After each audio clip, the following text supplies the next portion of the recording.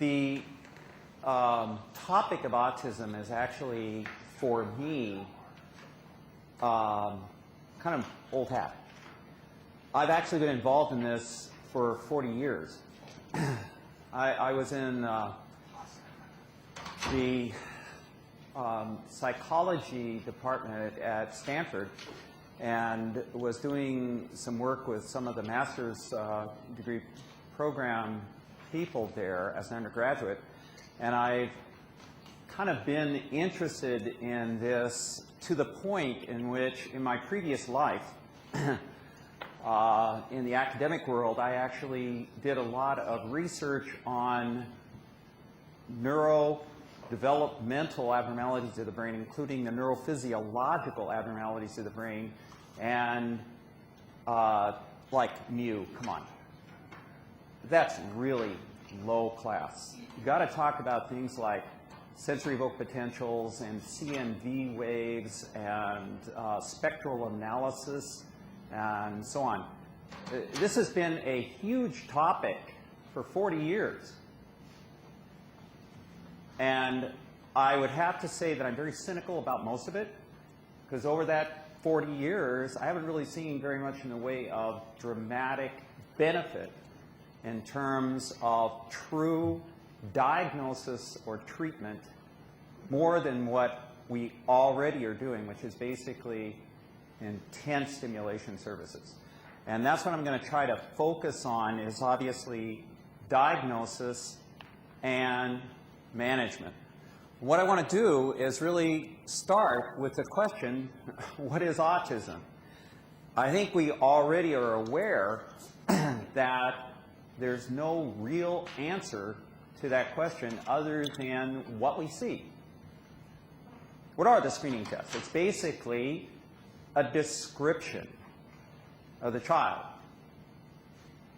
And it's in the eye of the beholder, and it's under the circumstances of the time you look. When the kid's sick, you know, you're going to be seeing a totally different child than when they are very happy and excited.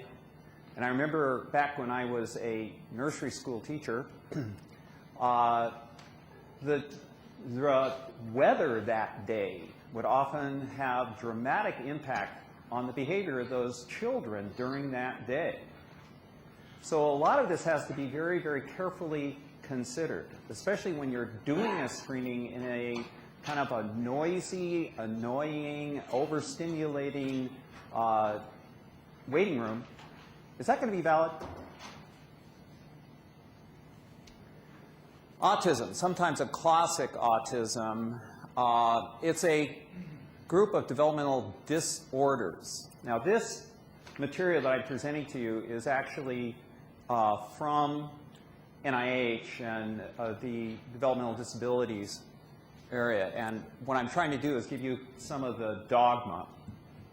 It's characterized by impaired social interaction, problems with verbal and nonverbal communication, unusual, repetitive, and severely limiting activities of interest. And then you have this whole group, and of course these are the labels that are used a lot, including Asperger, Rett, childhood disintegrative disorder, and pervasive developmental disorder. And of course then we've heard about the statistics.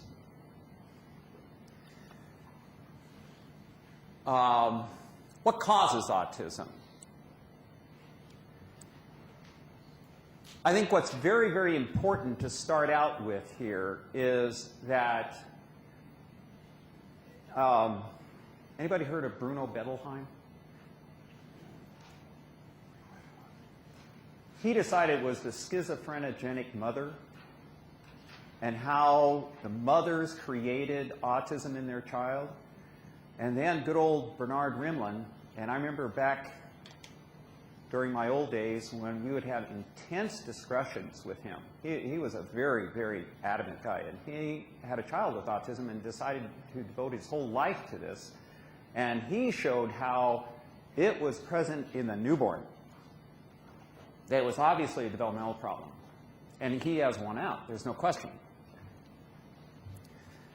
But I think we're very clear that there's both a genetic and an environmental role that's played. And as we just heard, there's a number of genes associated with this disorder. How can we call it then a disease?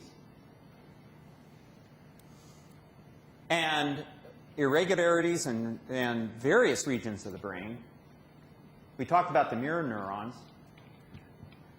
What about the Kachesnys, who found decreased volume of lobules 6 and 7 of the vermis of the cerebellum? Wow. God knows what that means. Now, other studies have suggested that autism had abnormal levels of serotonin and other neurotransmitters. And this actually, back in the 70s and 80s, was a very big topic at the University of Texas in Houston, where they were actually doing spinal fluid analysis on autism children to look at their serotonin levels. And of course, then they started doing red cell serotonin levels, and they were trying to diagnose ADHD and schizophrenia and autism and everything. All right. Abnormalities suggest autism could result from disruption of normal brain development, early in fetal development, and it controls brain growth and regulates how neurons communicate with one another. And this is the point we were talking about before. That's clearly what level we have to talk about. What is the most common, let's say, structural abnormality seen in autistic children? Macrocephaly. Larger heads, larger brains. That's been a fascinating thing all the way back 1943.